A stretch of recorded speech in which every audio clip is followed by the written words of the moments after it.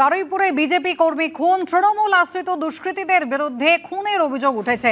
চাঞ্চল্য ছড়িয়েছে বারুইপুরের উত্তর ট্যাঙ্গারবেড়িয়া এলাকায়। মৃত বিজেপি কর্মীর নাম বাপি প্রামাণিক। ফোন করে তাকে বাড়ি থেকে ডেকে নিয়ে গিয়ে খুন করা হয়েছে, এমনটাই দাবি করেছে তার পরিবার। দীর্ঘদিন ধরে বিজেপি সক্রিয় কর্মী ছিলেন বাপি। বিজেপি করার কারণে তিনি প্রায় 10 বছর ঘর ছাড়া ছিলেন বলে তার পরিবারের পক্ষ থেকে জানানো হয়েছে।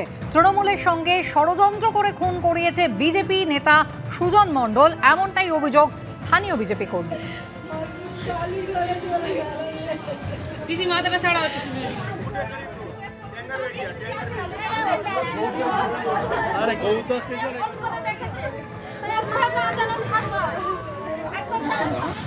আমাদের শুভেন্দু স্যার খালি বলছে তোমরা কাউকে কিছু করো না, তোমরা গন্ডগোল করো না, কিন্তু আমাদের কর্মী তো সবাই তো চলে যাচ্ছে, সবাইকে তো মেরে দিচ্ছে, সবাই তো মেরে দিচ্ছে। ভালোভাবে ফোন করেছিল তখন বলছে সব বিজেপির লোক ফোন করছে, আমাদেরই লোক ফোন করেছে, তখন ও বলছে বলে আমার ডাকছে আমি যাবো, তাই বলছে কোথায় বলছে এখানটা, তাহলে এখন যেন অনেক রাত হয়ে গেছে, বলে এক্ষুনি যে আবার চলে আসবো। অনেকটাই দূর গেল, ওরা সবাই তখন ওর খাবার ধরে নিল।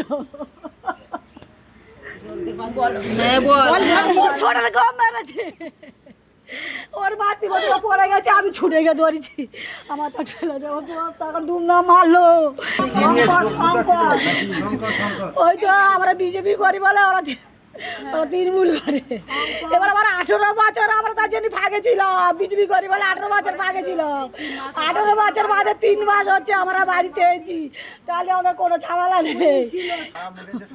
আমি হ্যাঁ সবাই ওরা তৃণমূল ছিল, আমি নিজের চোখে দেখেছি, আমি তাকে শাস্তি চাই।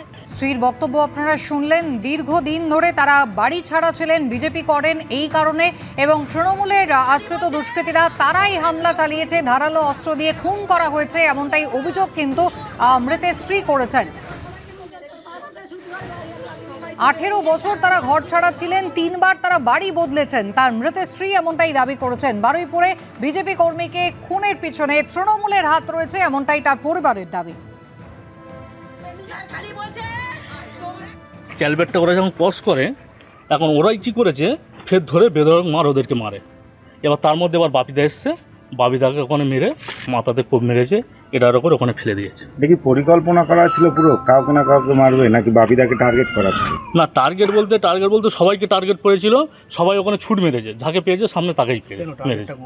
টার্গেটটা করেছে ওনারা হচ্ছে কি, উনি অনেকদিন আগে থেকে বিজেপির কর্মী, বিজেপির সক্রিয় কর্মী, বিজেপিটা করে, সেই জন্য ওনার খুব টার্গেট। আমাদের এখানে যে নেতা আছে সুজন মণ্ডল, সেই নেতা ওনাদেরকে নিয়ে মিটিং করছে, সেটা আমাদের সহ্য হচ্ছে না, সেটাকে আমরা প্রোটেস্ট করছি বলে আমাদের উপরে আক্রমণটা হয়েছে। সুজনটাকে? সুজন আমাদের এখানে সদস্য, যে এখন আছে সদস্য, আপাতত যে এখন এখানে সদস্য আছে। কোন পার্টির? বিজেপির সদস্য ও ছিল? হ্যাঁ, ও ছিল না স্পটে, কিন্তু ও জড়িত আছে। সুজনকে? সুজন মণ্ডল। মানে এর পিছনে বিজেপিরও একাংশ যোগ আছে বলছেন? হ্যাঁ, যোগ আছে অবশ্যই, সেটা তদন্ত করলে আশা করছি প্রশাসনের কাছে আমাদের অনুরোধ, তদন্ত করলে অবশ্যই বের হবে।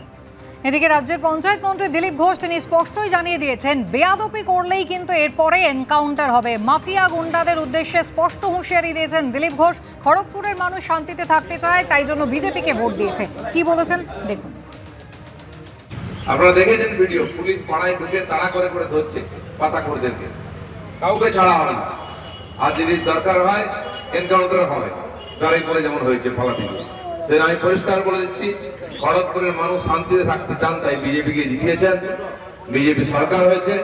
আমরা প্রথম মানুষকে শান্তি দিতে চাই, তারা নিজের মতো করে কর্ম খাবেন, কেউ যেন তাদেরকে কোনো ভয় না রাখে, অত্যাচার না করে। এই থ্রেট কালচার, এটা আমরা বন্ধ করতেছি। পুলিশকে আমি বলে দিয়েছি যে পুলিশ যেন পুলিশের মতো দেখায়, পুলিশ কোনো পার্টির ক্যাডার হয়ে বা গুন্ডার মতো মাফিয়ার মতো ব্যবহার করবে, এটা আমরা কিছুতে বরদাস্ত করবো না। আর এই ধরনের কোনো কমপ্লেন হলে সেটাও আমাদেরকে জানাবেন, তার সমাধান আমরা করবো। খড়গপুরে আশপাশের থেকে এসে, অন্য রাজ্যের থেকে এসে ডাকাত গুন্ডা বদমাশদের দাপিয়ে বেরিয়েছে, পুলিশ সব জানার পরেও কিছু করেনি। এবার কিন্তু পুলিশ তার কাজ শুরু করেছে। অনেকে হয়তো কমপ্লেন করছে পুলিশ বাড়াবাড়ি করছে, পুলিশ একটু বাড়াবাড়ি করুক। গুন্ডা মাফিয়াদের বাড়াবাড়ির চাইতে পুলিশের বাড়াবাড়ি একটু ভালো, তাহলে বাকি শান্ত হয়। পুলিশকে পুলিশ হিসাবে কেউ দেখে নেই। হয় পার্টির ক্যাডার ছিল ওরা, নাহলে গুন্ডাদের ভাই ছিল। এর থেকে উদ্ধার করতে হবে। এদিকে পুরনিয়োগ দুর্নীতি মামলায় তৎপর হয়েছে সিবিআই। আপনারা জানেন একের পর এক পুরসভা তাদের নজরে রয়েছে। আগামীকাল ফের জিজ্ঞাসাবাদে তলব করেছে সিবিআই। কথা বলবো, আমাদের প্রতিনিধি আবির দত্ত রয়েছেন টেলিফোন লাইনে। আবির, এবার কাদের ডেকে পাঠানো হলো? দেখো, পুরনিয়োগ দুর্নীতি মামলাতে তৎপর আরো সিবিআই আমরা আগেই দেখেছি বেশ কয়েকজন আধিকারিককে ডেকে জিজ্ঞাসাবাদের প্রক্রিয়া চালানো হয়েছে সিবিআই তরফ থেকে। এখন যেটা খবর পাওয়া যাচ্ছে সেটা হচ্ছে যে দক্ষিণ দমদম পুরসভা, বরানগর পুরসভা এবং কামারহাটি পুরসভার মোট 5 জন কর্মী তাদেরকে আগামীকাল সকাল 11টার সময় এনবিসিসি স্কোয়ার সিবিআই দপ্তরে ডেকে পাঠানো হয়েছে। পুরনিয়োগ দুর্নীতি মামলার যে তদন্ত এনফোর্সমেন্ট ডিরেক্টরেট করেছিল সেই তদন্তে দক্ষিণ দমদম পুরসভায় তদন্ত করতে গিয়ে তারা জানতে পারেন যে টাকার বিনিময়ে সুপারিশ এবং এই লাভবান হয়ে যারা সুপারিশ করেছেন তাদের মধ্যে অন্যতম প্রাক্তন মন্ত্রী সুজিত বসু, যাকে গ্রেপ্তার করা হয়েছিল। একই রকম ভাবে তদন্ত করতে গিয়ে মদন মিত্রকেও ডেকেও জিজ্ঞাসাবাদ করে এনফোর্সমেন্ট ডিরেক্টরেট। সমান্তরাল ভাবে এই তদন্ত চালিয়ে যাচ্ছে সিবিআইও। সম্প্রতি সিবিআই এর তরফ থেকে 5টি পুরসভার বেশ কয়েকজন আধিকারিককে ডেকে জিজ্ঞাসাবাদ করা হয়। এখন যেটা খবর পাওয়া যাচ্ছে যে 5 জন কর্মী পুরসভার, বরানগর পুরসভা, কামারহাটি পুরসভা এবং দক্ষিণ দমদম পুরসভার এই 5 জন কর্মীকে ডেকে পাঠানো হয়েছে। তাদেরকে আগামীকাল তাদেরকে এনবিসিসি স্কোয়ারে সিবিআই দপ্তরে হাজিরা দিতে বলা হয়েছে এবং সেখানে তারা আসলে তাদেরকে জিজ্ঞাসাবাদ করা হবে। মূলত জানার বিষয় দুটি। প্রথম, সুপারিশের মাধ্যমে যে নিয়োগ হয়েছিল বলে যেটা সন্দেহ তদন্তকারীদের, সেই সুপারিশ কে করলো।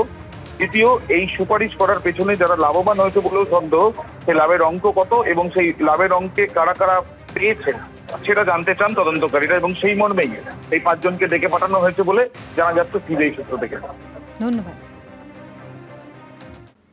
চোখ রাখবো পরের খবরে। টালিগঞ্জে বেআইনি নির্মাণ ভাঙা নিয়ে বাঁধল তুলকালাম। বেআইনি নির্মাণ ভাঙতে বুলডোজার নিয়ে পুলিশ পৌঁছতেই ছড়ালো উত্তেজনা। ওয়াকফ সম্পত্তি দখল করে তৃণমূলের পার্টি অফিস তৈরি করার অভিযোগ। হাইকোর্টের স্থগিতাদেশের পর শেষ মুহূর্তে বুলডোজার নিয়ে ফিরে গেল পুলিশ।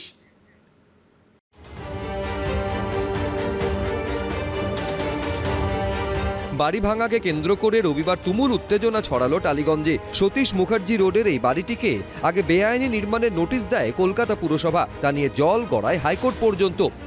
আমরা দেখতে পাচ্ছি মমতা বন্দ্যোপাধ্যায়ের ছবি, ওপরে তৃণমূল কংগ্রেসের এখানে দেখা যাচ্ছে যে একটু ভালো করে লক্ষ্য করলেই দেখা যাচ্ছে যে লোগো রয়েছে। বাড়ি ভাঙতে আনা হয় পুলিশ বাহিনী, সঙ্গে সিআরপিএফ, আসে বুলডোজারও। কিন্তু নির্মাণ ভাঙার কাজ শুরু হওয়ার আগেই স্থানীয়দের সঙ্গে বচসা বাঁধে পুলিশের। এমনকি অভিযোগকারীকে মারধরও করা হয়। এই নির্মাণ আবার দখলের অভিযোগ করেছেন বাড়ির মালিক। ওই ক্রিমিনালরা সব দখল করে বসে আছে। ওয়াকফ এটা হেরিটেজ, ওইটা পার্টি অফিস ছিল কাদের? তৃণমূল কংগ্রেসের। হ্যাঁ, দখল করে বানিয়েছে অবৈধভাবে। প্রচুর সংখ্যায় পুলিশ এবং সেন্ট্রাল ফোর্সের জওয়ানদের নিয়ে আসা হয়েছে। সরাসরি তোমাকে দেখাচ্ছি, এই হচ্ছে ওই বিল্ডিং, যে বিল্ডিংকে নিয়ে প্রথমে অভিযোগ যে এই বিল্ডিং বেআইনিভাবে ওয়াকফের জমিতে করা হয়েছে। কারা তোমার সব শক্তি? কোনো পার্টি অফিস ছিল না, লোক থাকতো এখানে, অনেকজন থাকতো, এরা তো শাসন সবাই। বুলডোজার চলার ঠিক আগের মুহূর্তে পুলিশের কাছে পুরসভার তরফে হাইকোর্টের স্টে অর্ডারের খবর আসে। এরপরই এলাকা থেকে সরিয়ে নিয়ে যাওয়া হয় বুলডোজার। ইতিমধ্যে স্টে অর্ডারের খবর এসছে এলাকাতে। আমরা দেখতে পাচ্ছি যে বুলডোজার নিয়ে চলে যাওয়া হচ্ছে। মানুষের মধ্যে উচ্ছ্বাস। কতটা আনন্দিত? অনেক অনেক অনেক, আমরা অনেক লোক আছি, অনেক গরিব, আমাদের থাকার কোনো বাস নেই। আপাতত ভাঙা হচ্ছে না সতীশ মুখার্জি রোডের এই বহুতল, কিন্তু এরপর কি? আবির দত্ত, এবিপি আনন্দ, কলকাতা। এবিপি আনন্দ, এগিয়ে থাকে, এগিয়ে রাখে।